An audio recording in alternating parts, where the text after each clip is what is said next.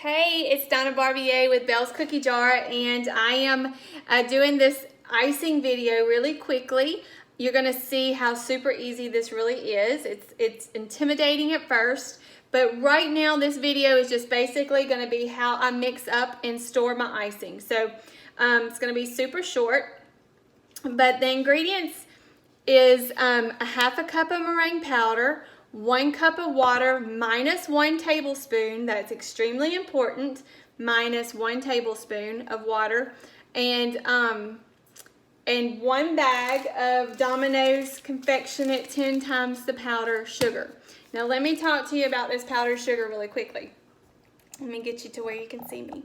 So I use Domino's 10 times the powder, and the reason why I do is because my recipe calls for 1 bag of sugar, and when you use 10 times the powder, you don't have to sift it. But if you don't use this particular sugar, then you need to sift your sugar, okay? But my recipe, if you use it exactly the way that I have it written, then it's a no fail, okay? It's no fail. And I'm gonna show you what it's supposed to look like and everything, and we're gonna talk about each step. So I use Wilton's meringue powder, and this is ground up egg whites. And because it's very finely grounded, but it's very, I don't even know how to explain it. It's kind of coarse, but it's very powdery, but it's a heavy powder. So it will flop all over the place. So I always dip it out. I don't try to pour this because it will clump out into your cup and get everywhere, and you'll just waste it. And this stuff is too expensive to waste. This tub, which I can get about 5 things of icing, using half a cup at a time. It was like $14 and something at Walmart. So this is my most expensive ingredient, and it's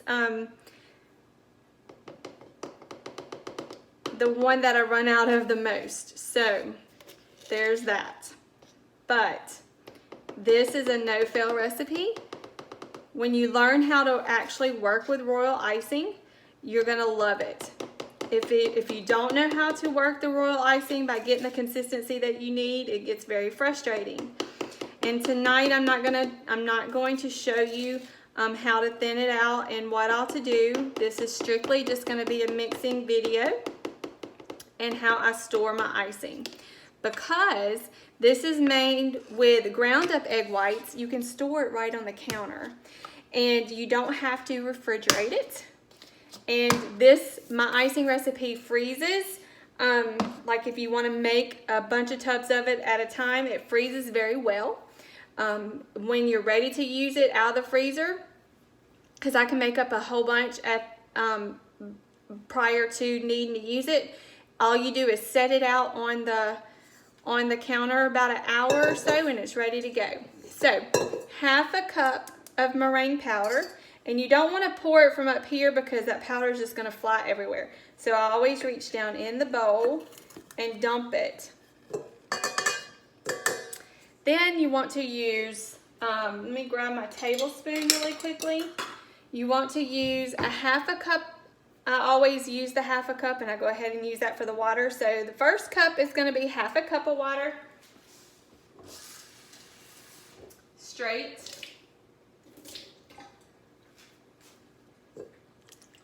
And then the last half a cup, because it is 1 cup of water. So a half a cup of meringue powder, 1 cup of water, minus 1 tablespoon. So I'm going to fill this, and then I'm going to dip out 1 tablespoon. It does make a difference because you don't want to start out with your icing already watered down too much. So it does matter for you to remove that 1 tablespoon. It makes a difference.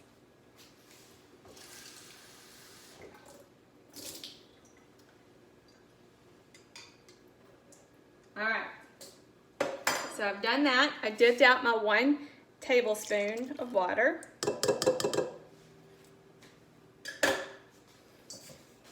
Now it's ready to mix. So if you've ever mixed meringue powder before, then you know that at the beginning of mixing it, it gets very frothy looking. So you want to look for that in this when you're doing this. So you start out on low speed. Let me get this closer to you so you can see. So you're going to start out on low speed until it gets mixed. So like our dough, we don't really do anything on high speed, but with icing, it's super important to use your high speed. And I'm going to show you when to use it and how long to use it. So hang tight. So I'm just waiting for this to mix well together. And I don't know if you can tell in the bowl or not, but it's starting to froth up a little bit. But I really want to get it frothy, so I'm going to move it to a medium high speed, and I'm going to let that mix for just a minute, okay?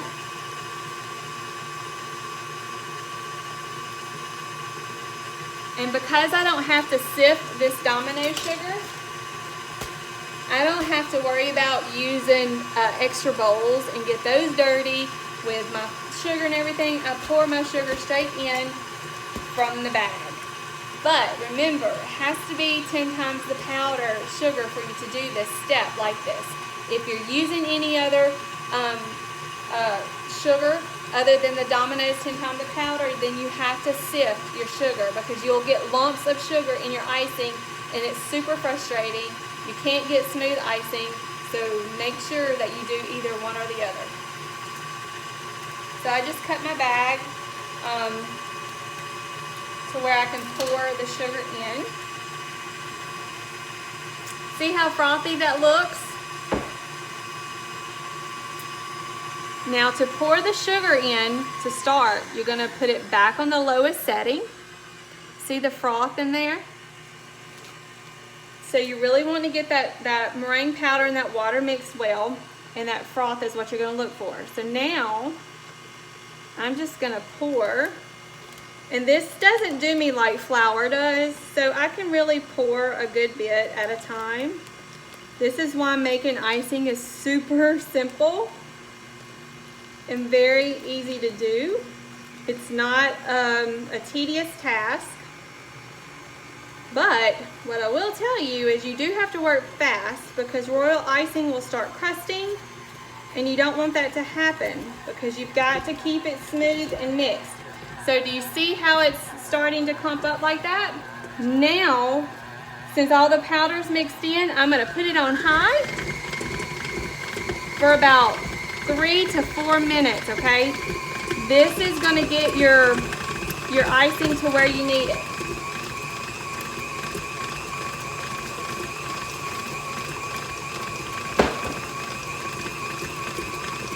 So about 3 to 4 minutes is the way that this mix is going to take place on the medium to high speed.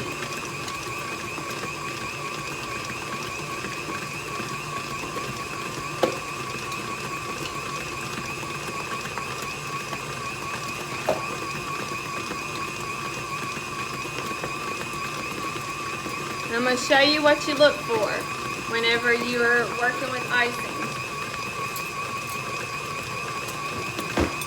So say you want to check your icing.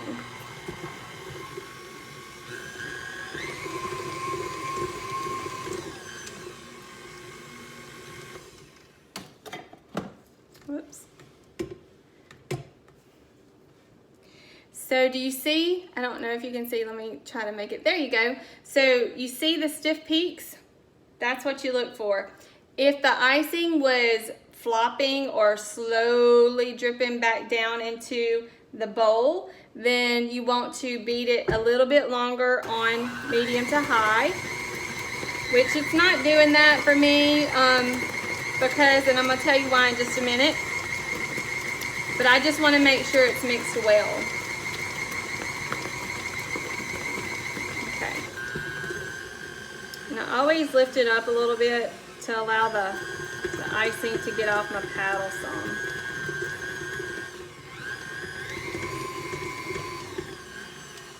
Okay. Very good. So, this is what you want to look for icing. A lot of people think that they've made a mistake when their icing turns out thick like this. This is the stage you want to start your icing with. Because this right here, this icing put into a piping bag is what you want to use for flowers. So you want to start with this kind of, this stage, this consistency of icing. So it's thicker than even toothpaste, okay? Now, because you have to work with it really fast, because you don't want your icing to start crusting, because that causes issues.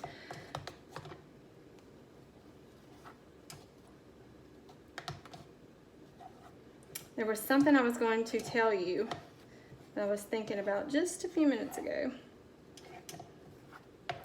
I'm trying to remember.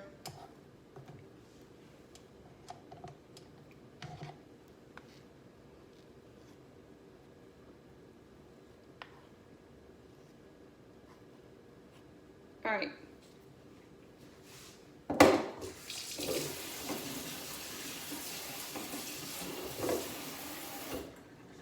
So this is the stage that you want to start your icing with.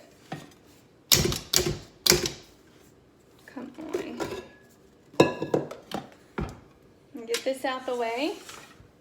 Then I'm going to show you how to package it. Now remember, you can leave this on the counter.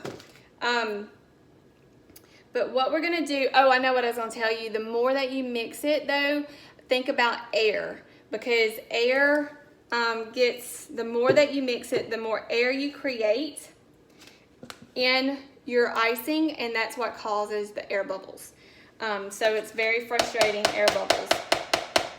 Now, I buy these Glad containers, and I get this size because it's a perfect size for my icing.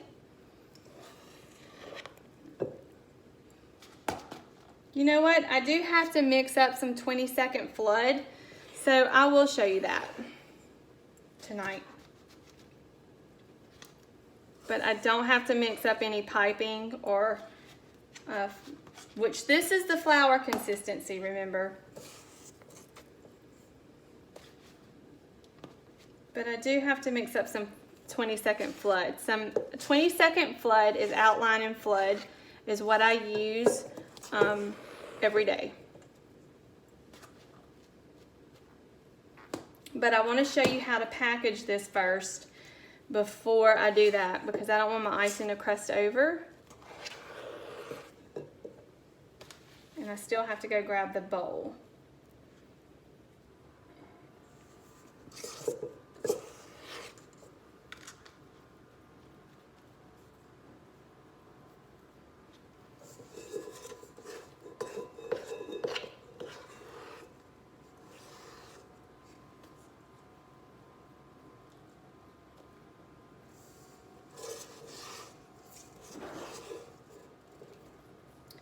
And this is where your Glad saran wrap or your Glad press and seal is going to come in extreme handy. This is the most important reason why you want your Glad press and seal, and I'm going to show you why. Okay.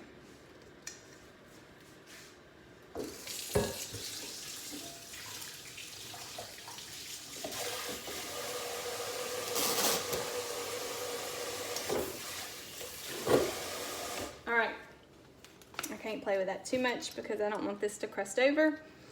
So I go and I tap it because you want to close in any air pockets, anything that's in between the icing and the bowl. You want to make sure it's all closed in. Very important, because if not, that means there's air trapped. And it will cause it to crust over, okay, in spots. So whenever you seal this, it's very important that you understand what you're doing is sealing off. You're going to use not only the tub and the lid, but you're going to put saran wrap in between it. And let me show you what the most important part of storing your icing is. You're going to take the press and seal. You're going to use the sticky side. And you're going to put it over the bowl, but you want to press this down on top of the icing and seal off around the icing. Because if you don't, then when you put the lid on, you're trapping air in between the icing and the lid. And that's going to allow the icing to crust over. That air that's trapped is going to crust your icing on the top. And it wastes icing and also causes chunks to get into your icing. And when you're trying to pipe, it just causes issues. So you're constantly having to pull out pieces of hard crusted sugar. So always smooth around the edges and on top. Then you want to put your lid. This is how I store my icing on the counter. And I could leave it sitting here for a week and it's gonna be good. More than a week, I'm like, you know what? I'm not gonna use it right now. I'll put it in the freezer. And then once I need it out of the freezer, I just set it on the counter and let it thaw out for about an hour, and you stir it, it's ready, it's good to go. But I always only store it in the freezer or on the counter in this consistency, in this state straight from the mixer. When you mix it up into piping bags and you mix up your flood and stuff like that, I don't store it that way. I don't put it in the freezer that way. I always use it straight from this consistency. So that's just me. I think you can store it in piping bags in the freezer, already at your flood state or whatever. But to me, I think it would just cause it to be it will cause your icing to get too separated and make your icing thinner than what it was when you first put it in the piping bag. It will make it more watery. So I always store it in the freezer or on the counter in the main state that it comes out of the mixing bowl. Okay? Now let me go grab a bowl so I can mix up some flood and show you what I do.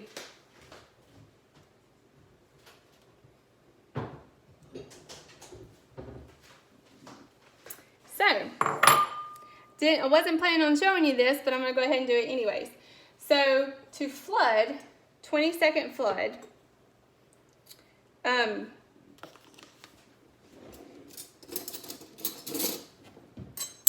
just grab a bowl, and this is when you pop up the lid.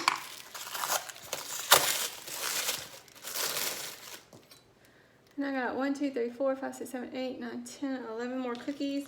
So about a good 3 tablespoons of icing.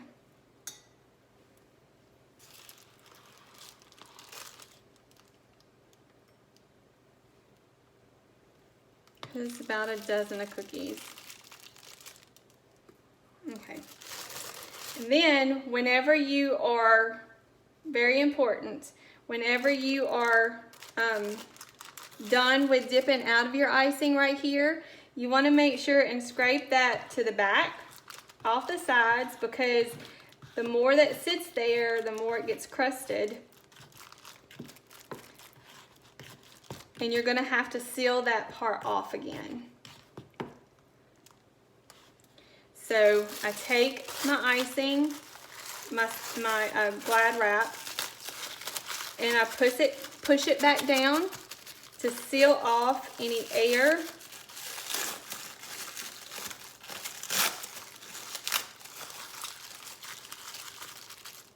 that may be in between the icing and the Glad wrap or the container. So see, that's where I took the icing from. Now all that is sealed off with the Glad wrap, okay? So you want to make sure you continue to seal your icing off so you can use it at a later time and it doesn't get crusted over. And I just leave it sitting there until I'm ready to use it again. Now, trying to decide how big of a cup I want.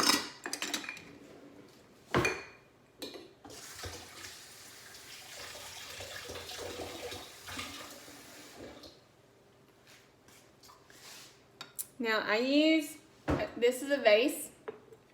So because I'm using a big bag for flood,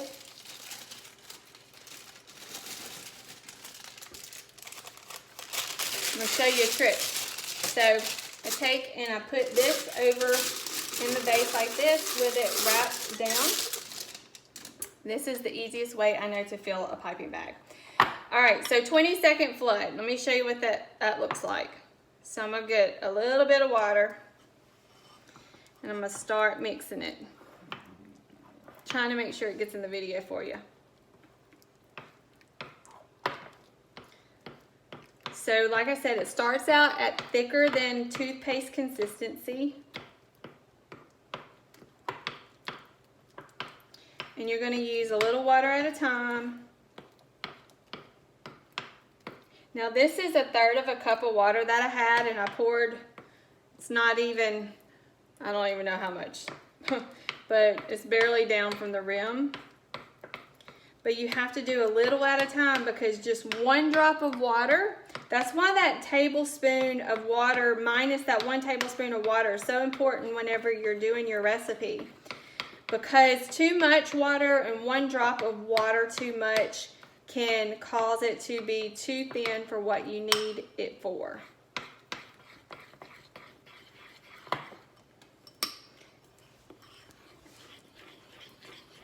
And you always want to do your consistency and any coloring that you do with, and I use gel food coloring. I do not use liquid food coloring. Always gel. You want to do it by hand. You do not do it in the mixer. You have to do it by hand. And I know you're probably thinking, well, I can do it in the mixer. It makes sense to do it in the mixer, but I'm telling you, the mixer is not the way to go. It over mixes your icing. It makes it more like a Cool Whip consistency. And then whenever you go to pipe it or flood, then you've got runny icing all over the place. So you have to do it by hand. All right, so now, see how that's running down into the bowl? So what I'm doing is I'm counting whenever you're actually counting. I kind of know the feel of it. But what you're looking for is when all of that welds back together, it makes a smooth icing in 15 to 20 seconds. And that is how you get 20-second flood. That's what that means, is 20-second flood. When that ripple at the top welds back in and causes your icing to be smooth again, I know it's hard for you to see, but it all welds back together and makes a smooth surface. So I barely used a little bit of water for this much flood, but that's what the 20-second flood means, okay? Is for when it runs back into the bowl and you're watching it weld back into the icing and makes a smooth surface. Right there. But I have now got to the point to where I stand at the sink and just let a little bit of water run into my icing and then start mixing. But when I tell you, you really need to do it a little bit at a time until you get used to the feel of what your icing is supposed to feel like.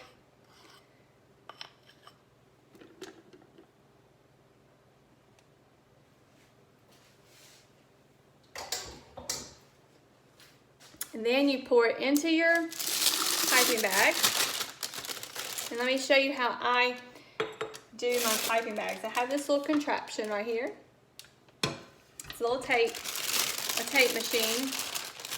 And I always, in your piping bag, there's a high part of the bag and a low part. So I always tuck that low part in and I fold over both sides like that, and then I fold down and then twist. This keeps from the icing when you're squeezing it to squeeze out the top. Now this is how I do it when I tape it. There has been times when I have clips. I can use clips to clip it off. There's bands that you can use to like rubber band type things. Or if you want to take it and tighten a knot, you can. But you can't fold it over the top like this to do that. But only when I'm using a tape machine. And then I just kind of tape it off like that. And it comes and it tapes off to where that is gonna hold. So that's how I do all of my class piping bags. And that's 22nd Flood, y'all. So I will get this uploaded and I will see you soon. Talk to you later.